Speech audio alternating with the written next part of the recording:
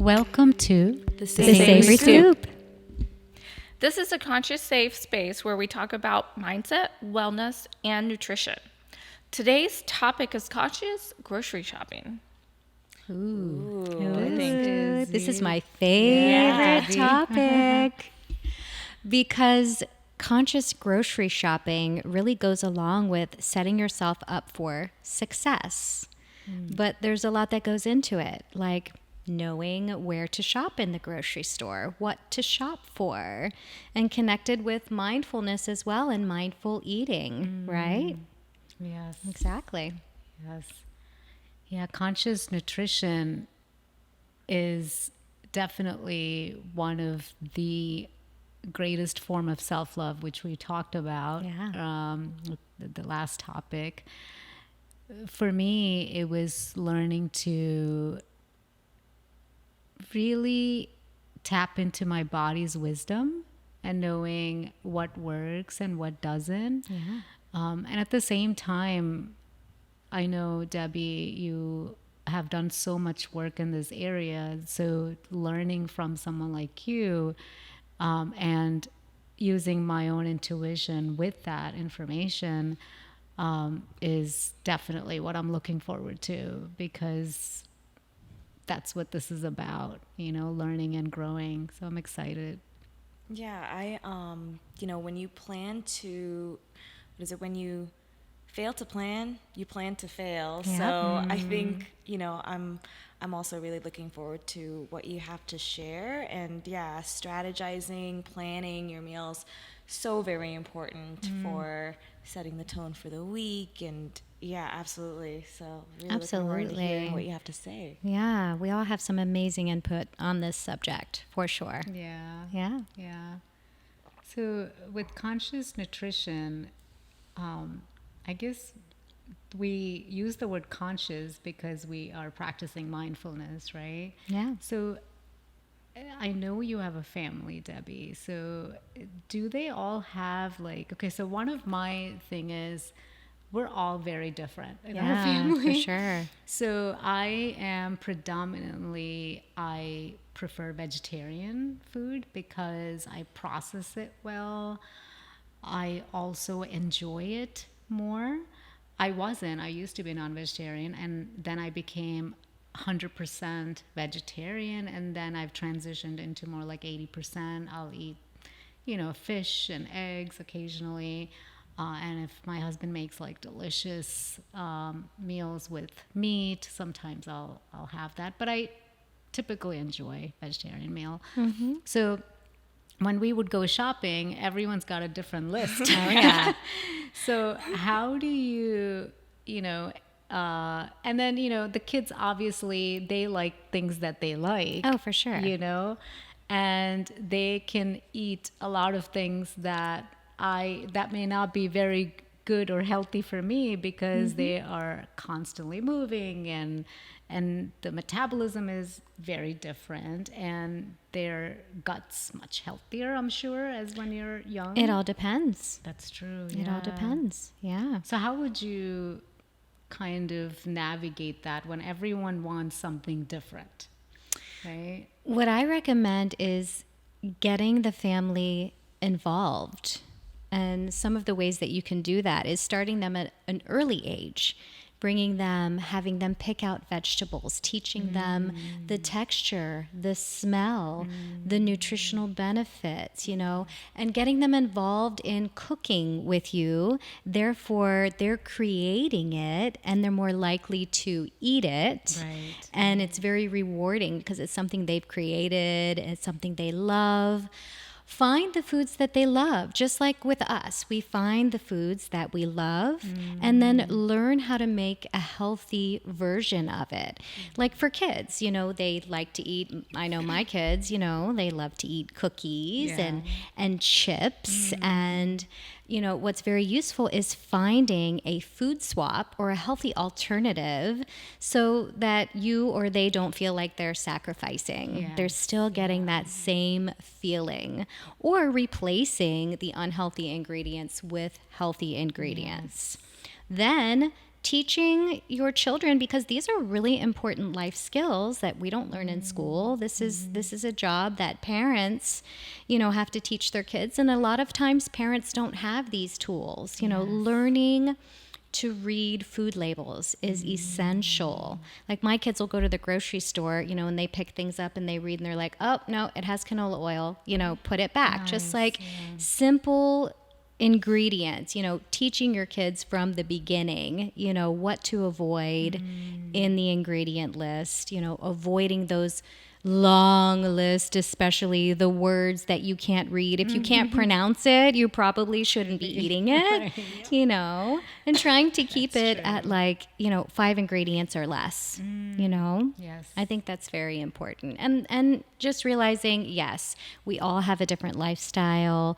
It's not one lifestyle fits all, and that's okay. But there are ways of creating recipes that are a base, and then you can modify them for each person. Right.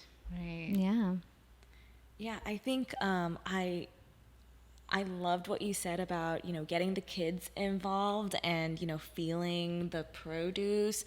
Also, something that, I think I didn't really know how to do for a while was finding out which fruits to choose. Yeah. Like when are they ripe, Right. And that's hard to do. It so I is. love that. And you have to use your sense of smell, your sense of touch, Yeah. sometimes taste, in the grocery store. I also think it's very important to teach children, or even when, friends, or planting seeds with people, your loved ones, your friends, people you care about, to be aware of how you feel after you eat something. Are you grumpy? Are you lethargic? Do you have brain fog? Are you bloated? Or do you feel inspired, lit up, happy? Right. Yeah. Right. Yeah, I think one of the things, when it comes to grocery shopping, that's so important, shopping the perimeter. I think traditionally Yes. the perimeter of the grocery store is you've got the produce and you don't have the packaged foods. Absolutely. And so just like you were mentioning, a lot of those packaged, bagged foods have a laundry list of Yep. ingredients, and the fewer the ingredients, the better. I recommend to all my patients what's called a whole food plant-based diet, and the whole part is unprocessed. That's what Yeah. it means. So the more you process a food, the more you add to it, generally the fewer nutrients it contains. So you really want to look for foods, like you were saying, that have fewer ingredients. So that's a really big point, because I think people get confused about the back of Oh, yeah. of food items in the store, and ideally you want to buy things that don't even require an Exactly. ingredients list, right? So like an Right. apple, Strawberries. Yeah. some, a legume or grain or whatever it is that you're buying. If you don't need an ingredients list, yes, there's organic versus not, but if you don't need an ingredients list, that what is in it is what it says is in it, I totally agree. That's what I recommend all of the time, and that's what I do, is shop the perimeter of the grocery store. I'll rarely go in, the center aisles. There are certain things that are there, like brown rice pasta, brown rice Love it. water. Right. If you eat legumes, you can find your legumes there, spices. Right. Oh yeah. Nut butters, certain things like that, you will find there. But like you said, the processed ingredients, the chemically processed ingredients are the things that you want to avoid. And it's daunting for many people because they just don't know where to start and how to use simple cooking techniques to create delicious food with minimal, additives and spices and ingredients. Right. Another point also is we have such great access to local urban farms these days. So I love, taking advantage of supporting the local food system by shopping at urban farms. And you can go online and look to see locally where there are urban farms. Get involved, get the family involved. You can even volunteer, you can subscribe. Other ways of, finding healthy foods are to shop at health food stores. Right. Shop at a store like Trader Joe's, who has everything is non-GMO. There are no GMOs there. So that's mindful as well. And we also have such great access to online shopping. There are websites like Thrive Market. You can even find organic foods on Amazon. I mean, there's Instacart that delivers. So we really do have access to healthy foods. Right. Yeah. Right.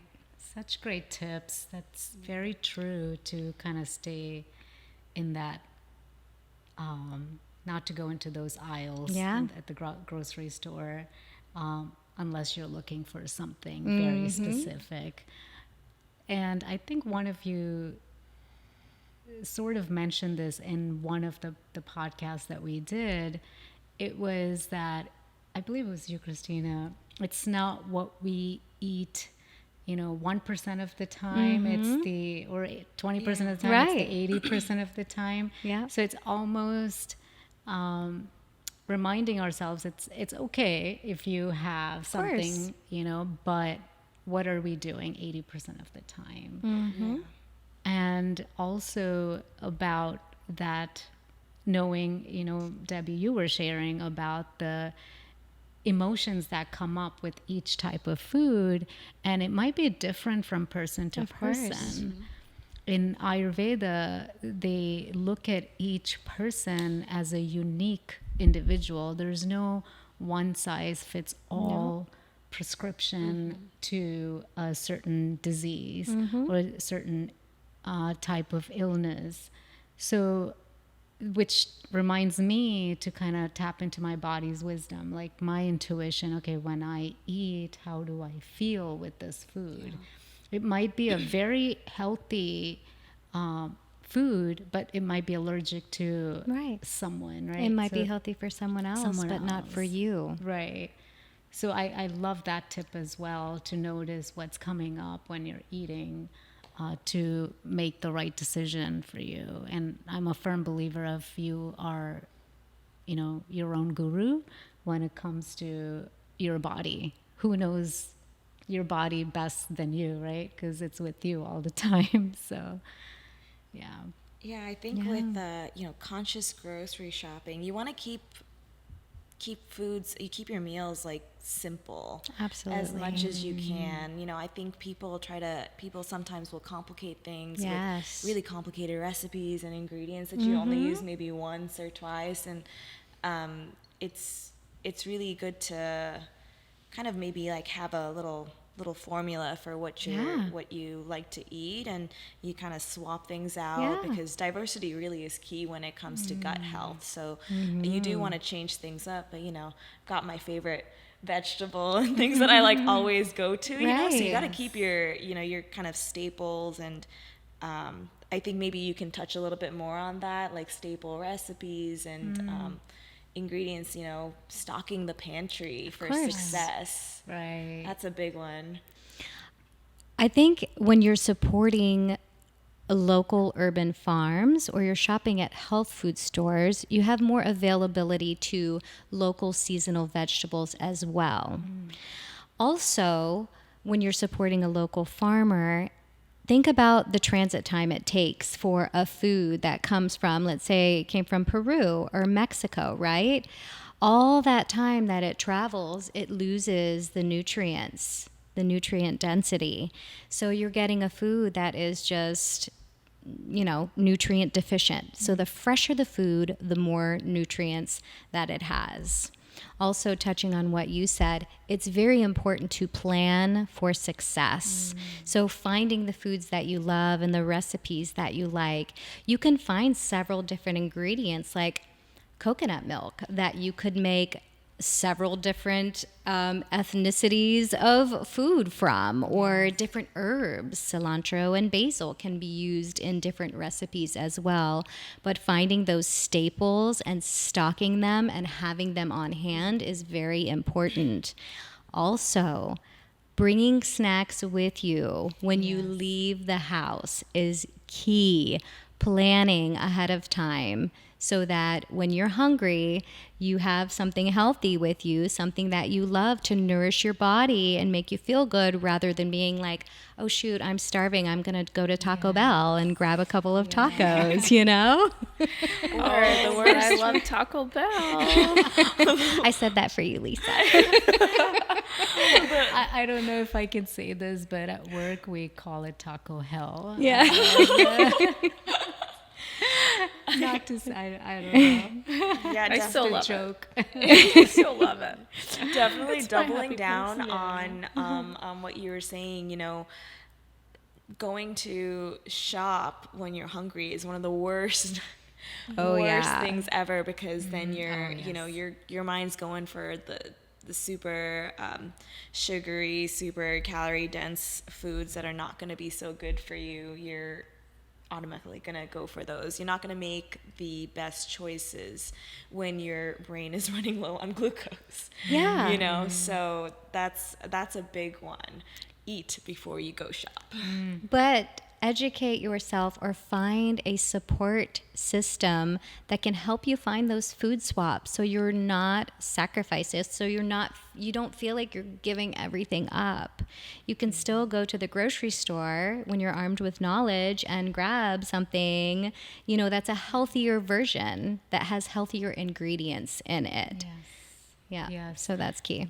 And talking about recipes, when you go to a chain restaurant, right, Italian restaurant, and you have eggplant parmesan, you leave feeling heavy and bloated, and it may have been very pleasurable, but the experience after is not so pleasurable. And I remember coming to your restaurant, Abby, Sola St. Pete, and having that and feeling so good. Like, it was pleasurable in the moment, and it felt amazing afterwards. Like, there was no bloating. I didn't feel tired, which I do if I eat out. I didn't feel like I needed to take a nap. And to me, learning how to create those recipes is definitely, especially the complex, like simple things. If it's only 3 ingredients, most of us know how to make. But if we are looking to eat something that is delicious, that are, mom's made, but we want it healthy, it's great to know that there are options, and you just don't have to steam broccoli and eat. Right. Absolutely. Don't eat on steamed broccoli. Yes. I literally I love steamed broccoli too. today. One of my go-tos. Actually, it's mine too. But yes, because that can get boring fast. Yes. Using simple cooking techniques, you would be very surprised.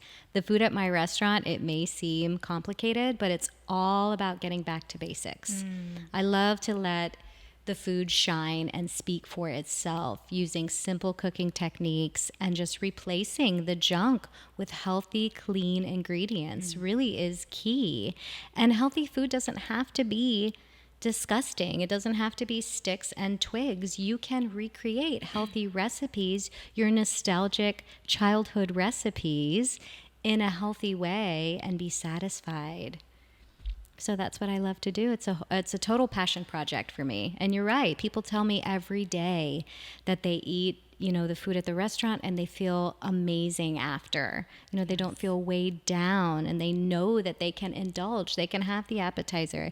They can have the dinner. They can have the vegan wine that has no added sugars or sulfites or additives or anything. And they can have the dessert and still feel energized and lit up and healthy.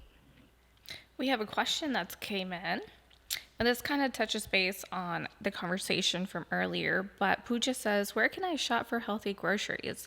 I know you had mentioned, I think it was Trader Joe's and Thrive Market. Is there any other recommendations? Yeah, I recommend going online and looking for local farms that you can help to support so you're getting fresh seasonal food. Trader Joe's is a great spot. They have a lot of options and everything is non GMO. Your local health food store is also wonderful as well. And then just always, look for non GMO. If you can't find organic, look for non GMO. And then there are a lot of resources online as well, like specialty little Thrive markets and stuff that you can find online.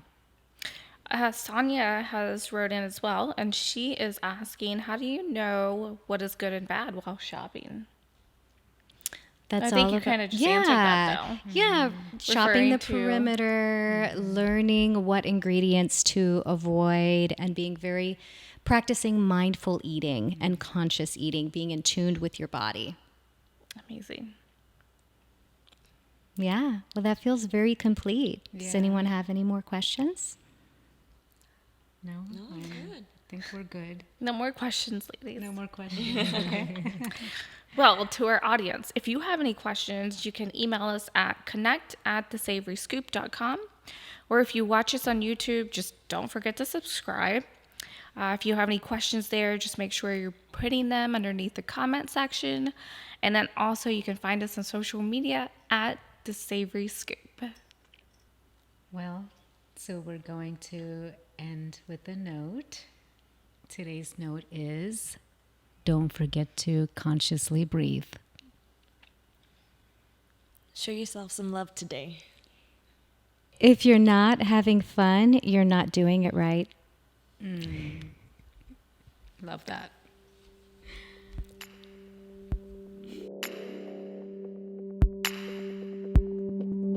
See you on the next episode.